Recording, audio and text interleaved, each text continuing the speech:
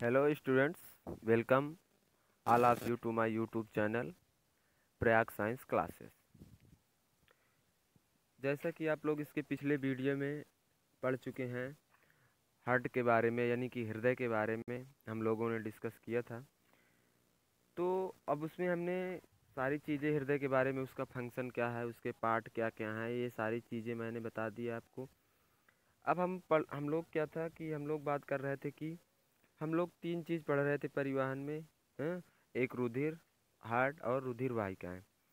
तो हम लोगों ने इसमें दो चीज़ें क्लियर कर लिया। ब्लड ब्लड पढ़ चुके हम लोग और हार्ट पढ़ चुके। अब हम लोग क्या पढ़ना है, हमें क्या पढ़ना है? Blood vessels. हम लोग पढ़ेंगे अब ब्लड वेजल्स। ठीक, इतनी सारी चीज़ें हमको अब इसमें पढ़ना है, तब जाके हमारा सर्कुलेटरी सिस्टम कंप्लीट होगा। तो इसमें से दो चीज़ें, ब्लड आपका रुधिर क्या होता है आपने पढ़ लिया, हार्ट यानी कि हृदय क्या होता है, उसके फंक्शन क्या क्या होते हैं, ठीक है, कितने चैम्बर का होता है, ये सारी चीज़ें मैंने आपको बता दिया है इसके पिछले वीडियो में। अगर आप नहीं देखे हैं इसके पहले का वीडियो तो प्लीज़ पहले वो वीडियो आप देखें, उसके बाद आपको ब्लड वेजल्स समझ में आएगा क्या होते हैं रुधिर वाहिकाएँ। तो चलिए स्टार्ट करते हैं कि हम लोग बात कर रहे थे कि रुधिर वाहिकाएँ क्या होती हैं। ठीक है, हम लोग बात करेंगे कि रुधिर वाहिकाएँ क्या होती हैं। देखिए, जैसा कि आप लोग पढ़ रहे हैं, इसमें कुछ इसकी थ्योरी दी गई है, देखेंगे। रुधिर वाहिकाएँ यानी कि ब्लड वेजल्स क्या होती हैं। देखिए लिखा गया है, सभी कशेरुकी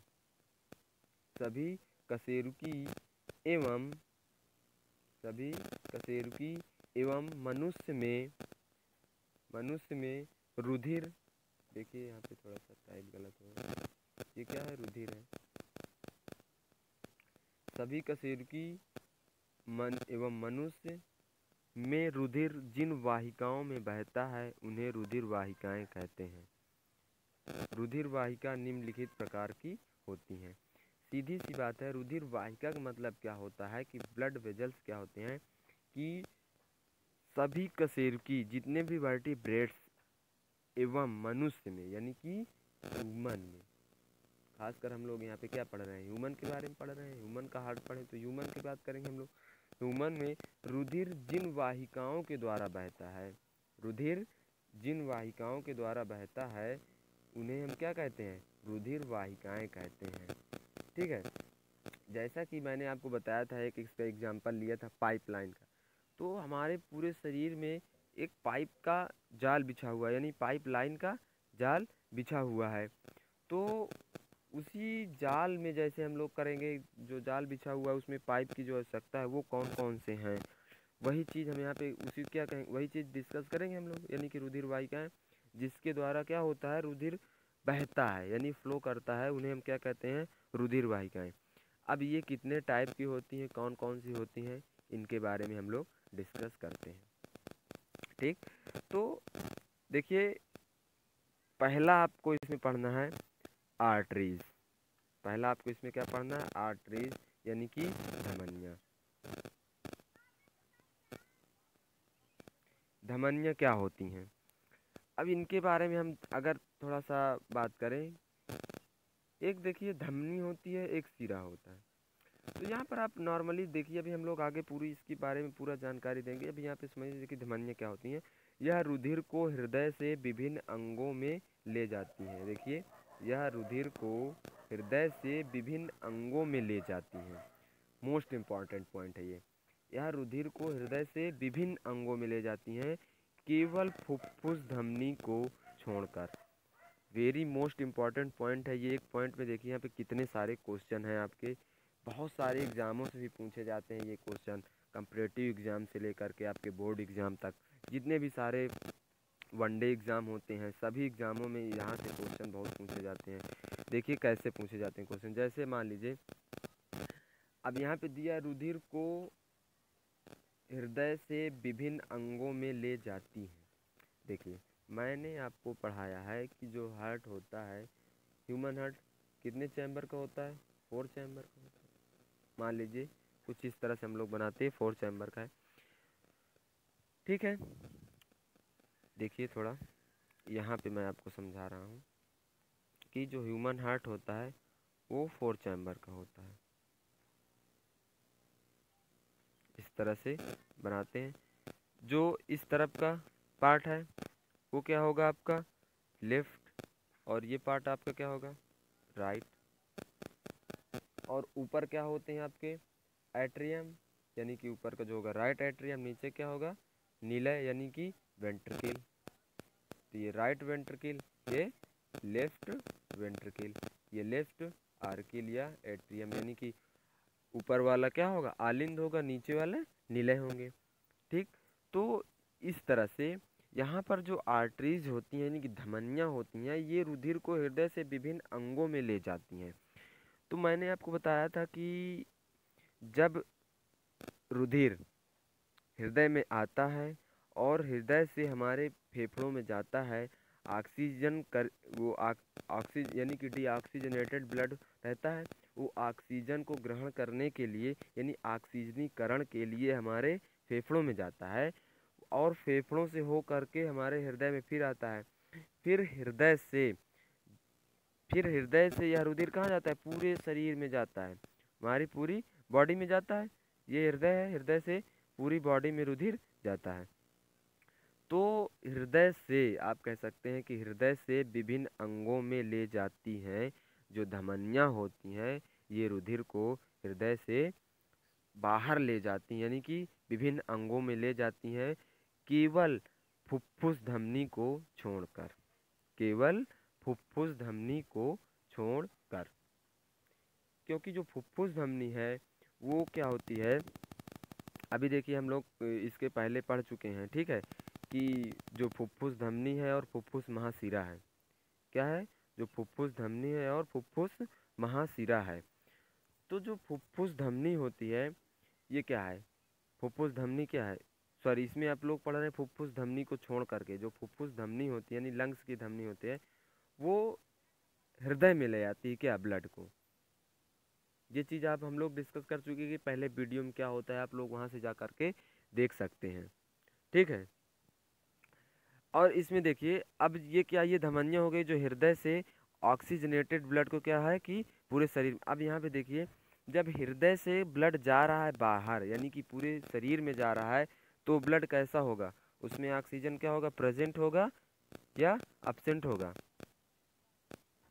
ठीक, तो अब क्या बताएंगे, इसमें ऑक्सीजन प्रेजेंट होगा, क्योंकि जब ब्लड हमारा यानी कि रुधिर हृदय से बाहर जाता है यानी कि हृदय से विभिन्न अंगों में जाता है, तो जब विभिन्न अंगों में जाता है तो वह रुधिर जो होता है वह शुद्ध रुधिर होता है यानी ऑक्सीजनेटेड ब्लड होता है, उसमें ऑक्सीजन की भरपूर मात्रा होती है। ठीक, तो ये होता है हमारे आर्टरीज का कार्य। अब इसमें हम लोग इसके फंक्शन पढ़ेंगे तो आगे देखेंगे क्या होता है। अब यहीं पे देखते हैं सेकंड नंबर में, आपको मैंने बताया पहले नंबर में धमनियाँ, अब सेकंड नंबर में देखिए सिराएं क्या है वेन्स।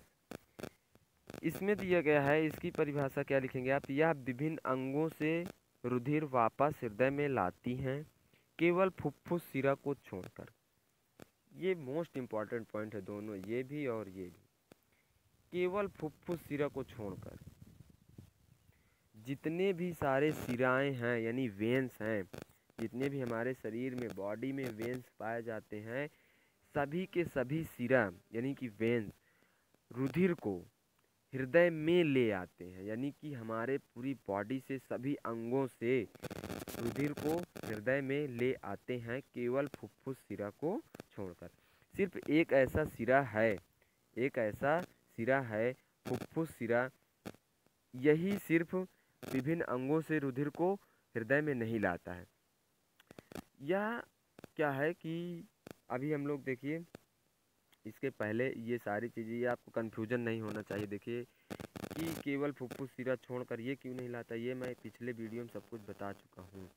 अब फिर यहाँ बताने लगूँगा तो फिर दिक्कत हो जाएगी, इसलिए आप लोग पीछे वाला वीडियो जा कर के देखिए कि केवल फुफ्फुस सिरा को छोड़ कर क्यों है, या केवल फुफ्फुस धमनी को छोड़ कर क्यों है, ये क्यों नहीं रुधिर लाती, ये सारी चीज़ें हम लोग डिस्कस कर चुके हैं।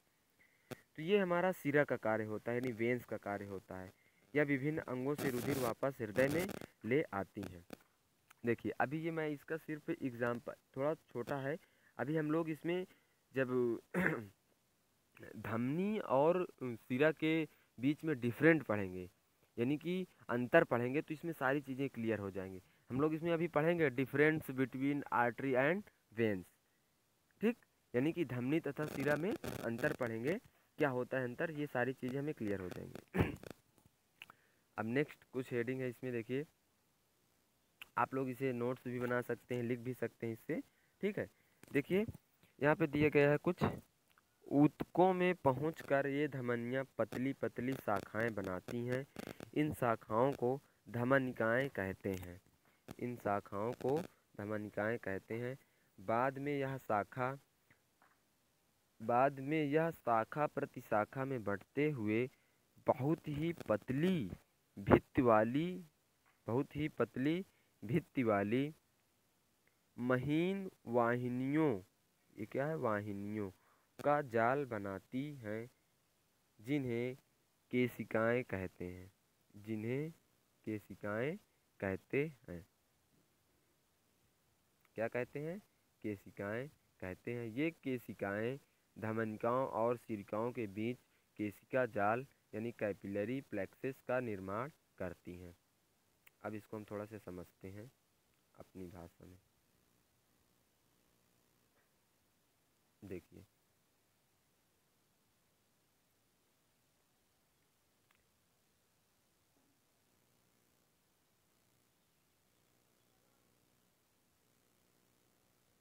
ये आप लोगों को मैं समझा रहा हूँ थोड़ा,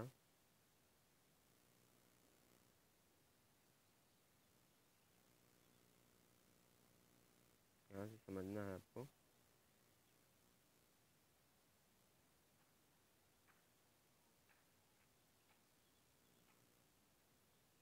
ओह सॉरी,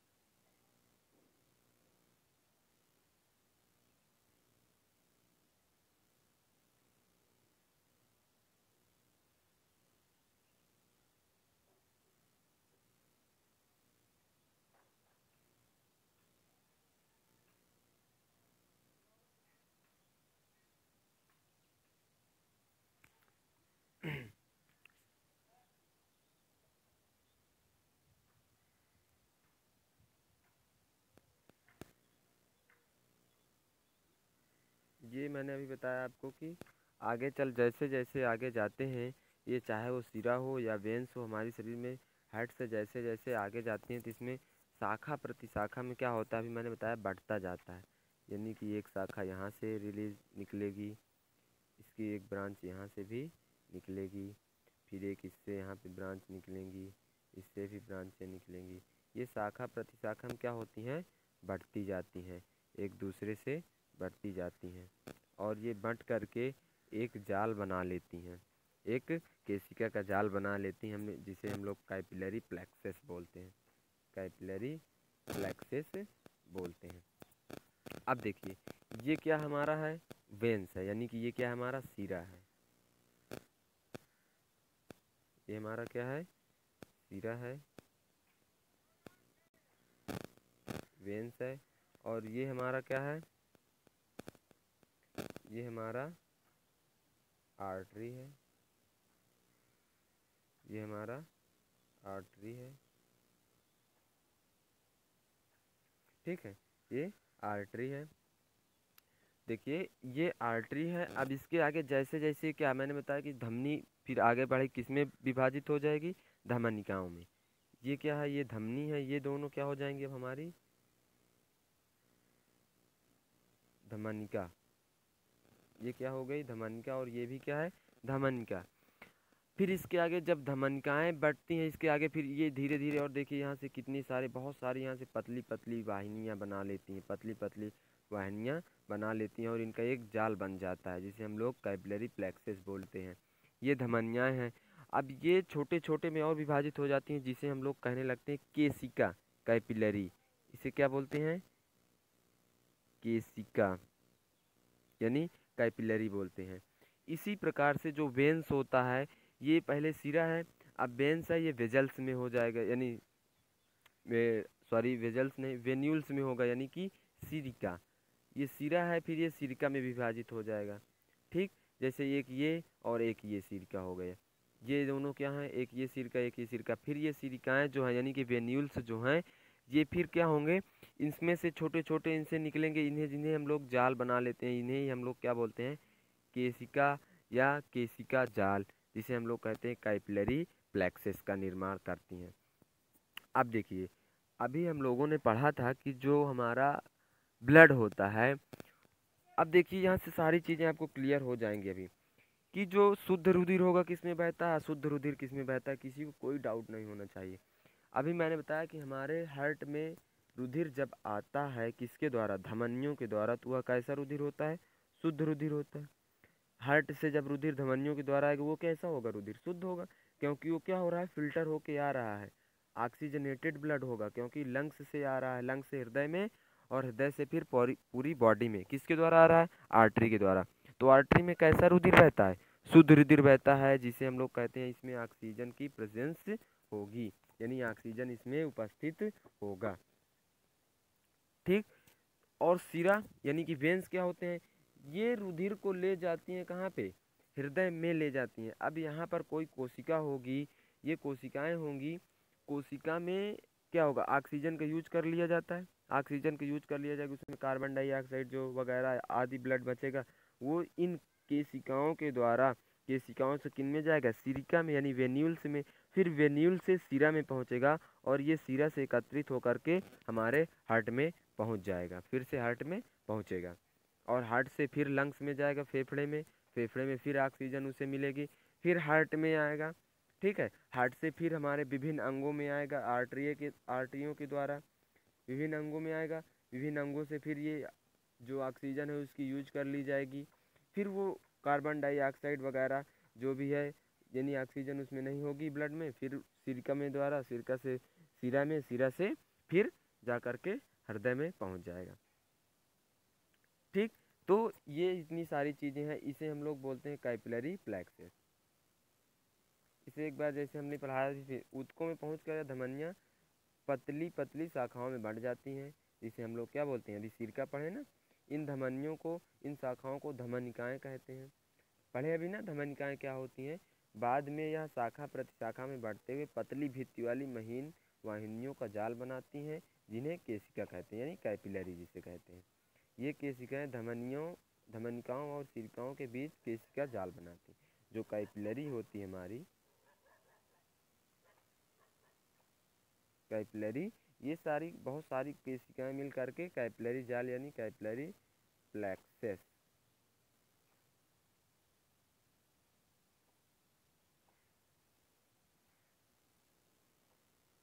कैपिलरी प्लेक्सेस बनाती हैं।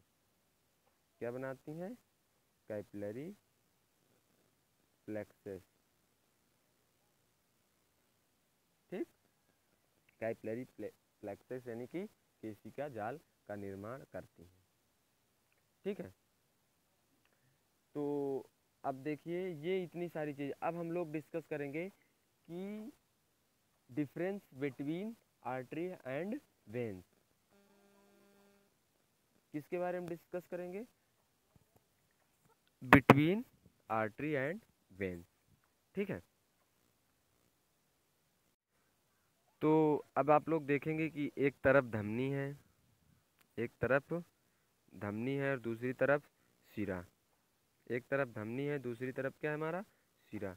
ध्यान से देखना है, ध्यान से एक एक पॉइंट हम लोग समझेंगे कि क्या क्या इसमें दिया गया है, यानी कि difference between artery and veins. सिरा और धमनी के बीच में अंतर, क्या इनमें डिफरेंट होता है, क्या अंतर होता है? तो चलिए पहला पॉइंट हम लोग धमनी का देखते हैं कि पहला पॉइंट क्या दिया गया है। पहला पॉइंट इसमें दिया गया है कि इनमें रुधिर हृदय से दूर अंगों की ओर बहता है। ये मैंने अभी आपको बताया है कि जो धमनियाँ होती हैं वो हृदय से रुधिर को ले जाती हैं विभिन्न अंगों तक। जो धमनियाँ होती हैं वो हृदय से रुधिर को ले जाती हैं विभिन्न अंगों तक। अब उसी पर अगर हम लोग देखें सिरा के बारे में पहला पॉइंट, तो इनमें रुधिर अंगों से हृदय की ओर बहता है। देखिए, जो धमनी होती है उसमें हृदय से अंगों की ओर बहता है, और सिरा में जो हमारा सिरा है इसमें क्या होता है, रुधिर अंगों से हृदय की ओर बहता है। ठीक है, अगला पॉइंट, इसमें रुधिर रुक रुक कर तथा अधिक दबाव के साथ बहता है। रुक रुक कर तथा अधिक दबाव के साथ बहता है। देखिए, जो धमनी होती है उसमें जो रुधिर होता है वो रुक रुक कर तथा अधिक दबाव के साथ बहता है। रुक रुक कर, मैंने आपको बताया ये इसमें ब्लड क्यों रुकता है, ये सारी चीज़ें आपका उसमें क्लियर हो जाएगी हार्ट में जब आप लोग पढ़ेंगे। ठीक है, अब इसमें देखिए, इसमें रुधिर बहाव की गति धीमी व एक सी रहती है। जो सिरा होता है इसमें जो बहाव की गति होती है वह धीमी होती है और एक जैसी होती है, यानी कि जिस प्रकार से रुधिर बह रहा है वो धीरे धीरे उसी प्रकार से बहता रहता है। लेकिन जो धमनी होती हैं इनमें रुधिर रुक रुक कर अधिक दबाव से बहता है। रुकेगा फिर तेजी से बहेगा, फिर रुकेगा फिर तेजी से बहेगा। वो क्यों होता है अभी आगे समझ में आएगा। अगला देखिए, तीसरा पॉइंट है, इनकी दीवारें, किनकी, धमनियों की, यानी कि धमनियों की दीवारें अत्यधिक मोटी तथा लचीली होती हैं। अत्यधिक अत्यधिक क्या होती हैं, मोटी तथा लचीली होती हैं, है ना। तो इनकी जो दीवारें होती हैं अत्यधिक मोटी तथा लचीली होती हैं धमनियों की। जो सिरा होता है इनकी दीवारें पतली व कम लचीली होती हैं। देखिए, इनकी दीवारें पतली व कम लचीली होती हैं, लेकिन जो धमनियाँ होती हैं अत्यधिक मोटी व लचीली होती हैं। आप लोग देखेंगे कि कोई भी चीज़ ले लीजिए, जैसे कोई एक, जैसे आप लोग इसे मैं समझा भी चुका हूँ आपको, जैसे एक स्केच ले लीजिए और एक पेन ले लीजिए। पेन कौन सा हो सकता है आपका, डार्ट पेन हो सकता है, यानी कि बाल पेन हो सकता है, जैसे कि आप लोग जैसे जो आपका मिलता है अग्नि हो सकता है, या और भी कोई पेन हो सकता है। देखिए, इसमें जो इंक के लिए छिद्र होता है, इसकी कैविटी होती है, गुहा होता है, ये क्या है, पतला है, तो इसे आप क्या मान सकते हैं, आर्टरी। और जो स्केच होता है उसकी गुहा क्या होती है, मोटी होती है, उसकी गुहा क्या अधिक चौड़ी होती है, तो उसे आप क्या मान सकते हैं, वेन्स मान सकते हैं। अब अगर आप इन दोनों को एक साथ अपने मुंह में पानी भरकर इसमें फूंक मारेंगे तो पानी की जो धार होगी वो किसमें अधिक दबाव के साथ बहेगी, अग्नि में, जो आपका 3 रुपए का पेन है, या फिर स्केच में। तो आप कहेंगे कि जो 3 रुपए का पेन है उसमें तेज दबाव के साथ अधिक दूर तक जाएगी। हाँ, क्यों, क्योंकि उसकी कैविटी जो है, उसकी गुहा क्या है, पतली है, पतली है। और जो स्केच है उसकी गुहा क्या है, मोटी है, तो उसमें प्रेशर जो है कम बन पाता है, यानी दाब कम लग पाता है। और आप जब फूंक मारेंगे तो जो वाटर उसमें से निकलेगा, पानी निकलेगा, वो ज़्यादा दूर तक नहीं जा पाएगा, यानी उसमें प्रेशर कम है। तो इसी प्रकार से होता है धमनी और आर्टरी में। जो धमनी होती है इनकी दीवारें अत्यधिक मोटी होती हैं, मोटी होने के कारण इनकी जो कैविटी होती है वो बहुत ही पतली होती है। लेकिन जो सिरा होते हैं इनकी दीवारें बिल्कुल पतली होती हैं, कैविटी काफ़ी चौड़ी होती है, यानी गुहा, कैविटी मतलब गुहा, यानी कि उसमें जो छिद्र होता है। ठीक, समझ में आया। अगला नंबर देखते हैं। ये देखिए, अगला नंबर यही दिया भी गया, इनकी गुहा संकरी होती है। मैंने अभी बताया आपको कि धमनी की जो कैविटी होती है वो क्या होती है, संकरी होती है। ये आप इसी से अंदाज़ा लगा सकते हैं, जिस प्रकार मैंने बताया, एक स्केच लीजिए और एक 3 रुपए का पेन आपके पास जो मिलता है वो ले लीजिए, उसमें से आपको पता चल जाएगा उसका कैविटी। देखिए, इस प्रकार से आप समझ सकते हैं। जो आपका अग्नि पेन है या और भी कोई भी पेन हो सकता है, 3 रुपए के बहुत सारे पेन आते हैं, तो इनमें से आप देख सकते हैं कि इनकी कैविटी जो है क्या है, पतली है। कैविटी अगर पतली है तो इनकी जो वाल होगी, यानी कि भित्ति होगी, वो क्या होगी, मोटी होगी। और जिनकी कैविटी मोटी होगी तो उनकी वाल पतली होगी। ये इनमें दोनों में डिफरेंट है। इनकी गुहा चौड़ी होती है, ये देखिए, सिरा की गुहा क्या है, चौड़ी है। अगला यानी 5वां नंबर, ये खाली होने पर भी नहीं पिचकती हैं। यानी कि जो धमनी होती हैं, अगर बाय द वे इनमें ब्लड ना भरा जाए, ब्लड इनसे ना बहे या ना फ्लो हो, तब भी ये पिचकती नहीं है। लेकिन जो सिरा होता है वो क्या होता है, खाली होने पर पिचक जाता है। खाली होने पर क्या होता है, पिचक जाता है। ठीक, अब अगला देखिए 6ठा नंबर, पल्मोनरी धमनी को छोड़कर शेष सभी धमनियां में शुद्ध यानी ऑक्सीजन युक्त रुधिर बहता। अभी मैंने बताया था कि पल्मोनरी धमनी किसे कहते हैं, फुफ्फुस धमनी को ही पल्मोनरी धमनी बोलते हैं। जो पल्मोनरी आर्टरी होती है उसे छोड़ करके शेष सभी धमनियों में शुद्ध यानी कि ऑक्सीजन युक्त रुधिर बहता है। ठीक, वो धमनी क्या होती है, जो पल्मोनरी धमनी होती है, ये हृदय से लंग्स में रुधिर को ले जाती है। हृदय से लंग्स में रुधिर को ले जाती है, यानी हमारे फेफड़ों में रुधिर को ले जाती है। तो इसमें ऑक्सीजनित युक्त रुधिर बहता है। अब इसी प्रकार से सिरा में देखिए, पल्मोनरी सिरा को छोड़कर सभी शेष सिराओं में अशुद्ध रुधिर बहता है। अभी मैंने बताया जो सिरा होते हैं उनमें अशुद्ध रुधिर बहता है, लेकिन एक ऐसा सिरा है जिसे हम लोग पल्मोनरी वेंस बोलते हैं, पल्मोनरी सिरा बोलते हैं। उसमें क्या होता है कि उसमें जो रुधिर होता है वो कैसा रुधिर बहता है, वो शुद्ध रुधिर बहता है। क्यों, क्योंकि जब हमारा लंग्स में रुधिर पहुंचता है तो वहाँ पे ऑक्सीजन उससे मिल जाती है, वो रुधिर ऑक्सीजनित रुधिर हो जाता है, और वहीं से पल्मोनरी सिरा के द्वारा ही रुधिर हार्ट में आता है, तो वह ऑक्सीजन युक्त रुधिर होता है। और बाकी सभी जितने भी सिराएं होते हैं, जितने भी वेंस होते हैं, सभी में ऑक्सीजन रहित रुधिर बहता है। अब इसमें देखिए 7वां नंबर है, इनमें कपाट नहीं होते हैं। जो धमनियाँ होती हैं इनमें कपाट यानी कि कोई भी वाल्व नहीं होता है। क्यों, क्योंकि ये तेजी से बहते रहते हैं। लेकिन जो सिरा होते हैं इनमें स्थान स्थान पर कपाट होते हैं जो रुधिर को उल्टी दिशा में बहने से रोकते हैं। अब देखिए इनमें कपाट क्यों होते हैं, क्योंकि सिरा में जो रुधिर होता है वो धीमी गति से बहता रहता है, इसलिए इसमें कपाट लगे होते हैं कि वह रुधिर क्या हो, उल्टी दिशा में ना बहने लग जाए, उल्टी दिशा में ना बहने लग जाए इसलिए। 8वां नंबर है, ये प्रायः त्वचा से दूर गहराई में स्थित होते हैं। आप लोग देखेंगे अपने हाथों में तो आपको दो जो हैं आर्टरीज नहीं दिखाई देती हैं, आपकी वो आर्टरीज नहीं दिखाई देती हैं। क्यों, क्योंकि ये शरीर की दूर गहराई में स्थित होती हैं, अंदर की ओर होती हैं। लेकिन जो हमारा क्या होते हैं, जो हमारे सिरा होते हैं, जो हमारे क्या होते हैं, सिरा होते हैं, ये प्रायः त्वचा के समीप स्थित होते हैं। जैसे आप लोग देखेंगे अपने हाथों में, माथे में, तो क्या होंगे, आपको कुछ दिखाई देती हैं जिसे हम लोग क्या बोलते हैं, ऐसे बोलते हैं जैसे आप लोग अपनी भाषा में कहें नस बोलते हैं, जैसे तो क्या होती हैं, वेंस ही होती हैं।